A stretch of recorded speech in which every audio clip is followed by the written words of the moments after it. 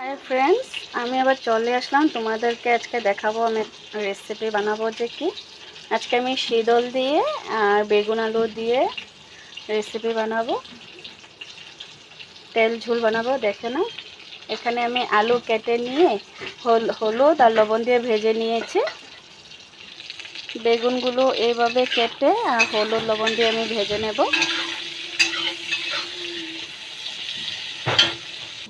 তোমরা দেখে নাও, এখানে আমি একটা পেঁয়াজ নিয়েছি, কুচি কুচি করে কেটে নিয়েছি। রসুন নিয়েছি, 4টা কাঁচা লঙ্কা নিয়েছি। আমি এগুলো সব একলগে আমি মিক্স করে নেব, গ্রেট করে নেব। আজকে অবশ্য গ্রেট করব না, আমি পাটাতে পিষে নেব, শিলপাটাতে। তোমরা দেখে নাও, আমি পেষে নিই, পাটাতে শিলপাটাতে নিয়েছি, এখন পেষে নেব। দেখে নিই বেগুনগুলি হয়েছে কিনা। আমার বেগুনগুলি ভাজা হয়ে গিয়েছে, আমি নামিয়ে নেব।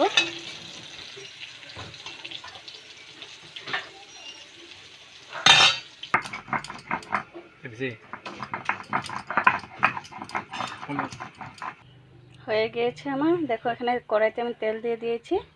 আমি একটা টমেটো কেটে নিয়েছিলাম এইভাবে।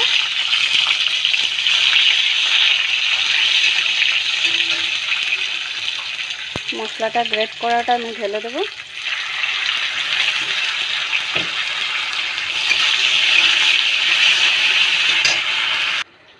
হলুদ,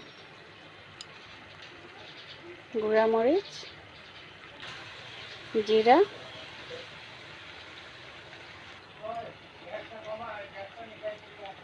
লবণ দিয়ে দেবো। লবণটা তোমাদের স্বাদ অনুযায়ী দেবে।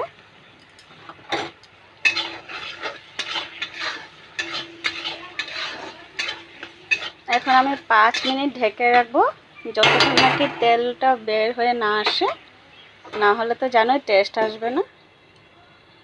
দেখে নি হয়েছে কিনা। হ্যাঁ, আমার মশলাটা হয়ে গিয়েছে, দেখে নি কত সুন্দর হয়েছে।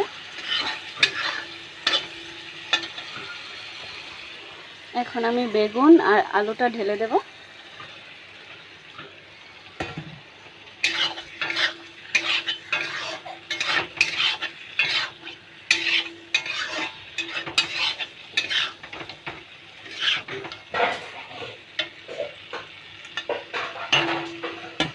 পাঁচ মিনিট লো স্টিমে রাখবো।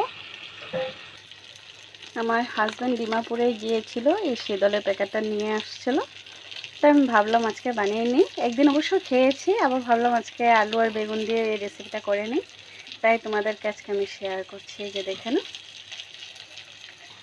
এই প্যাকেটটাতে শীতলগুলি এরকম আসে, দেখে না। এখন আমি ধুয়ে নেব ভালো করে। এই যে শীতলগুলি আমি ধুয়ে নিয়েছি, পুরো তেল তেল দেখো না এটা। এখন আমি ঢেলে দেবো।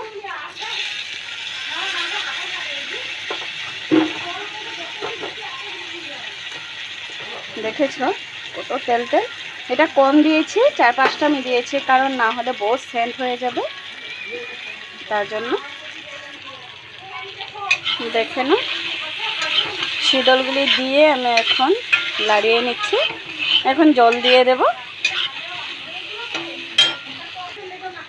এখন জল দিয়ে দেব। জলটা তোমাদের স্বাদ অনুযায়ী দেবে।